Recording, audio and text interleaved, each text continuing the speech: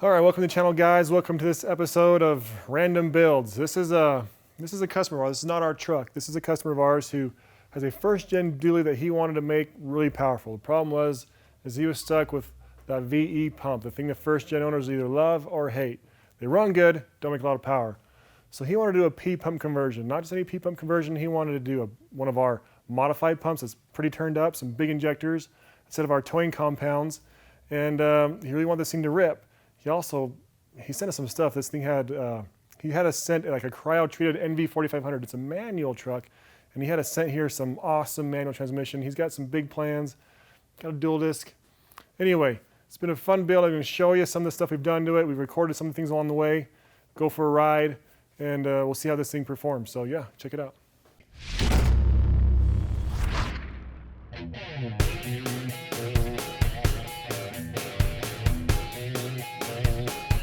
So the turbos in this truck are our ultimate towing compound turbo system, and these have worked really, really well.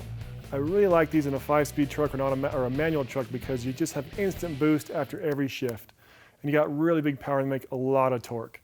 And so this should work out really well for him. This consists of the K27 and the BorgWarner 369. It's a really nice setup. Now we don't have a drop-in kit for a first gen, so we actually had to make some new stuff for this to make it work in this truck, and I'm actually really happy with the way it turned out. It fits really good, and I think it looks nice. So yeah, overall he wanted us to have him powder coated the red. We do a lot of red turbo kits, and this is kind of our signature color for red. And yeah, we use the nice clamps, the spring-loaded clamps. They really take a lot more abuse. You got to tighten them down all the way though, but they hold a lot better than a typical clamp.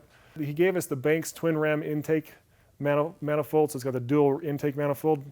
I actually like the way it turned out. We matched the valve covers obviously to the pipes, and you know, you don't expect that. You see this truck here, you're not going to expect what you're going to get when you pop the hood. All of a sudden you see this awesome piece of machinery underneath the hood, and it really goes really well. So in this build, we had to do some stuff to make it sure the engine could sustain what we wanted to do. So we pulled the head off and we O-ringed the block, put the O-rings in it, and then put the head back down with some head studs. That way you should be able to hold the boost, hold the power really, really well.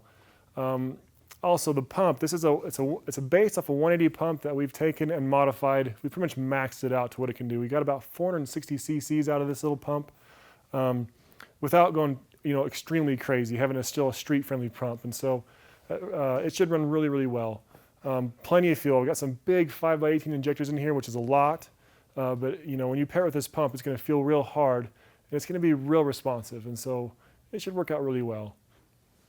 For the drivetrain upgrades, we installed a dual disc Southend clutch, and this is one of their cool clutches. They have kind of like a mixed material. It's half ceramic, half organic, and that way it can handle the heat, make a lot more power, but it's not so jerky on engagement. It's a smooth engagement, and that's really kind of nice. You can have a clutch that can hold some decent power and not be so grabby when you're letting the clutch in and out. So it works really, really well.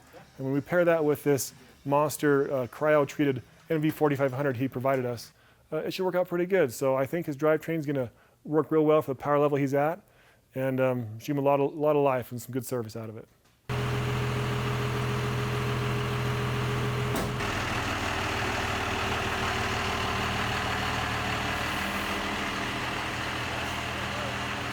But oh, it's a strange ride. First gen with power. I don't know if it's a good idea. These trucks are a little scary. So with all the work we've done on this one, it's really responsive.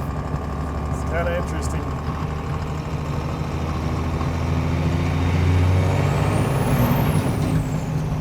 Yeah. It's better brakes, better steering, but it goes good. It goes real good.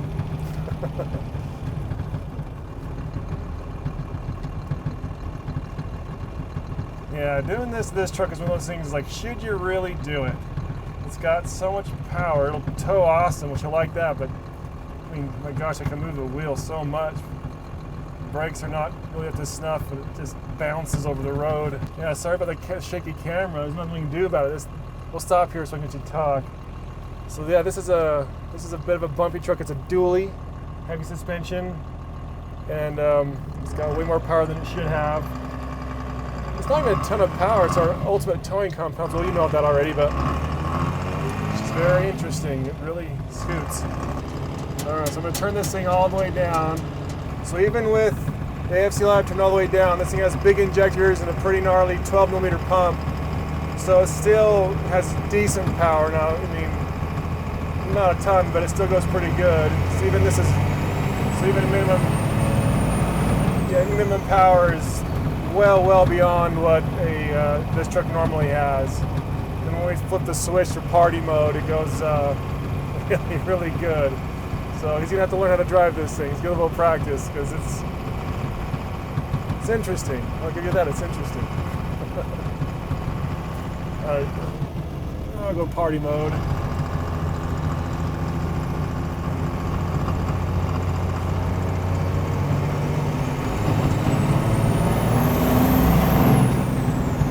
That's just ridiculous for this truck.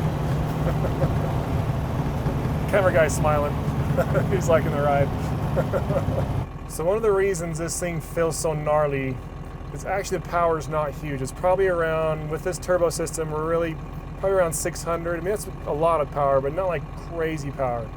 But with this has got, like, well, as you know already, our ultimate towing compounds, and so we utilize a K27, and that thing spools up as fast as a stock turbo, we've proven. So on a manual truck, it feels really quick because every time you shift a gear, you're right back in the boost. You don't have to build up a big laggy turbo.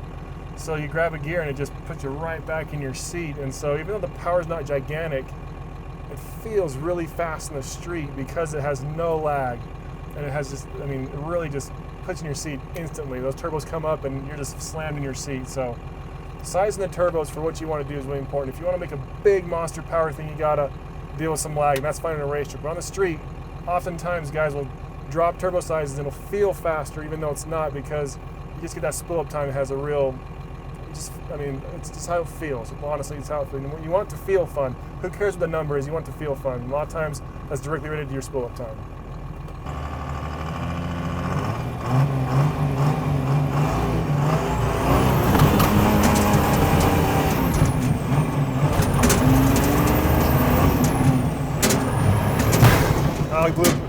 I knew it was going to happen. The blue boot. Let's see if we can find our clamp.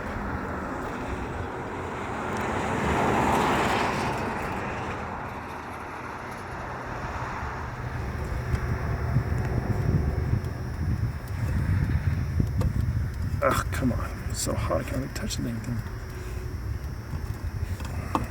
There we go. Right, we see a clamp laying around and go back and look down the road. Drive back down the road and see. Oh, here it is. Mental note: before you really start romping on stuff, it's good to get when the boots get hot, you can get your clamps a lot tighter. So get them good warm, tighten them down, then get on it. You know, do this.